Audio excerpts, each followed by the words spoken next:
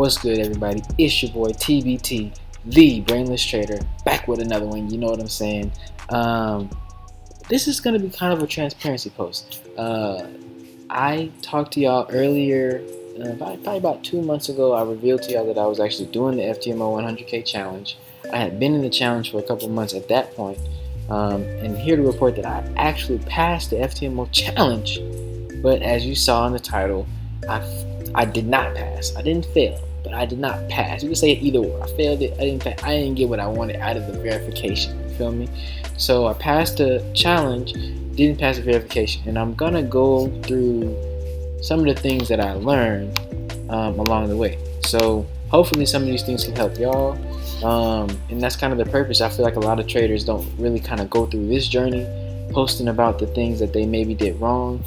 For me, it's all in fun because it really don't matter what anybody else think. All of this is documentation for myself to look back on and to say, darn, what was I thinking at this point in time? Why didn't I think this way? You know, and to kind of be able to document my progress from where I was at to where I'm at now. Because even looking at a year and a half ago, I had not even known about ICT's concepts whatsoever. I was trading retail completely. And found ICT's concepts, did the mentorship, jumped into it, was blessed to be able to get, a seat in the mentorship, learned a ton, but now I'm focused on the execution part.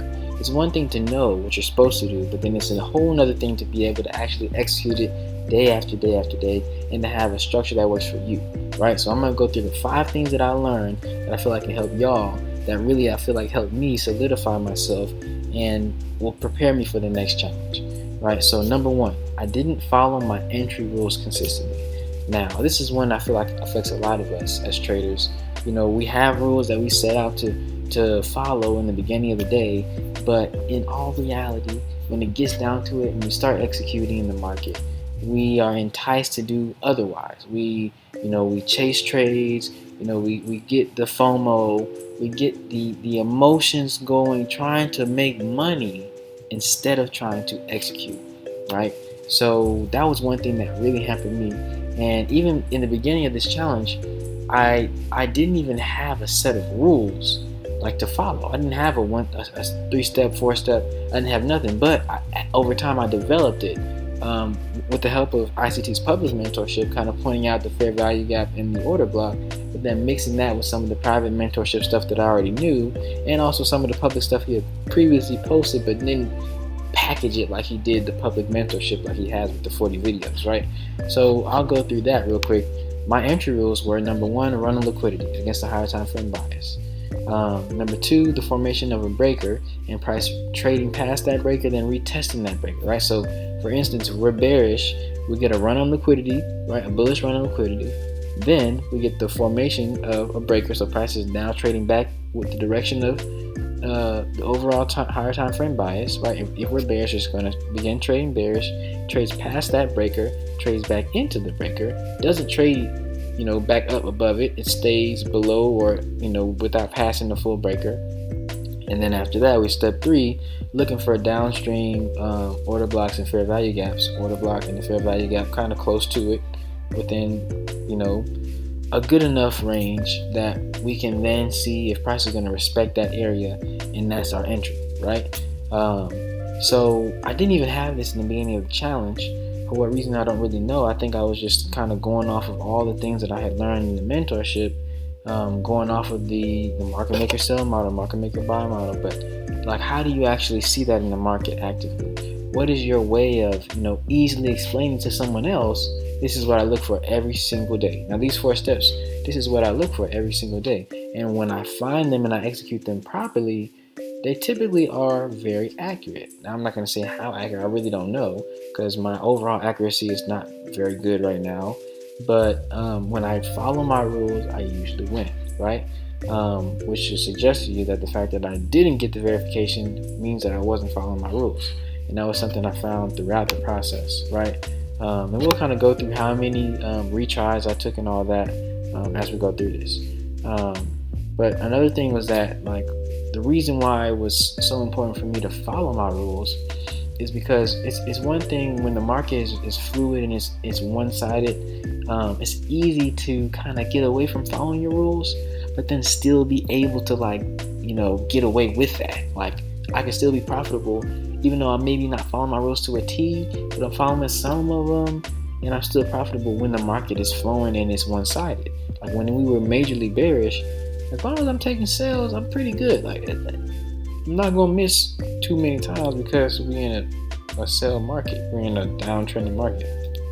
But when in July, when price kind of turned around, we had the change in market delivery, noticed by the higher time frame breaker, which I can show y'all here. Let's show y'all change in markets on Twitter. I had responded to someone they had responded to a thread that ICT had made and was asking, how do you actually understand what the change in delivery is, right? So I kind of explained it using this example from July. We had gotten down to a level. There's a trade that I had taken all the way down into this level in July, and as I looked past, that week that I took that trade, I saw that there was a breaker that had formed. Now you got the top of this wick, low, high, lower low. ICT often talks about utilizing the long wick as your breaker if the body's very long, or if the wick is just very long, right?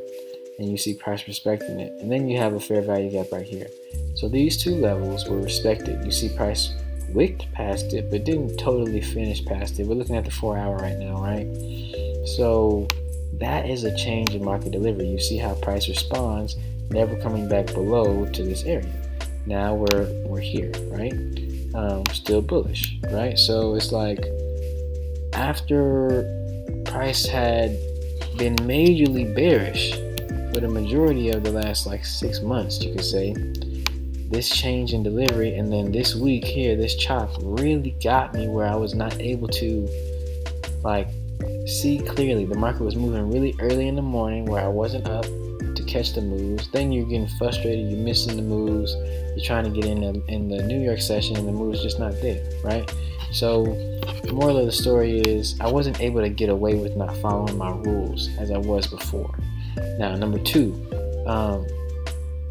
it's always best to have an optimal entry, the idea of having the most optimal entry point for that day. Like when you're getting into a market on a given day, you want to enter at the most optimal entry point for that day. Now there may be 1 or 2 or 3 optimal entry points. And this is different than saying what ICT talks about with the optimal trade entry. That's a specific pattern using the Fibonacci that you can enter into a specific trade, right? What I'm talking about could be the OTE, or it could be a order block fair value gap, or it could be entry point near a breaker. It's just what is the most optimal entry point when you get into the market. Where do you want price to come back to? Because one thing that I've noticed is that I was always chasing price, and I'll give y'all this example with this trade. I was often chasing price, thinking that I was going to miss the move, instead of understanding that I need to wait for price to come back to my most optimal, most profitable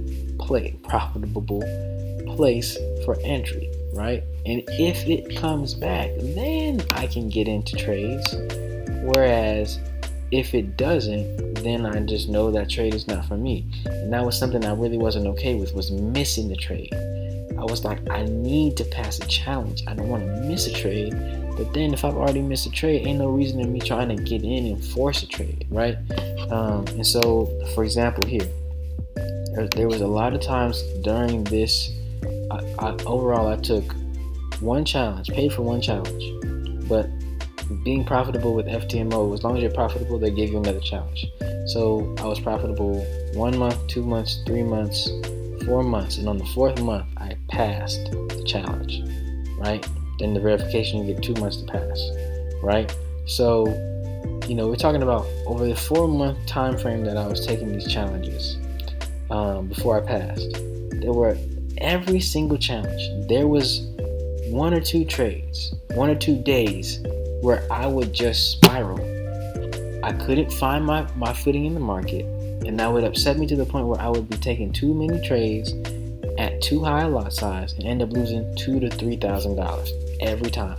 $2,500 or $3,000 or $4,500. Like, I would get so close to that daily limit, and then only once I got close to it would I stop, right? And so that kind of feeds into, this is feeding into my next point. But before I make that point, here's an example of what I just said. I did not wait for the crux, is what I would like to call it, the most optimal entry point of that day, the most important entry point, the most important area where I want price to come back to for me to make a decision there and not anywhere else, right? This day was a Friday, July 22nd. I was already up from previously losing in the week, and what I should have done is just sat still. But I knew that price was going to respect this breaker area because it just hadn't traded past it. And so I was wanting to catch this trade, which eventually did happen for about 100 or so pips. But I was thinking it was going to happen early in the morning.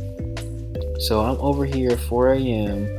The news isn't until 4:30, and I'm trying to get on this trade. You see, I got in, then I wasn't sure I got out. Got in, I wasn't sure I got out.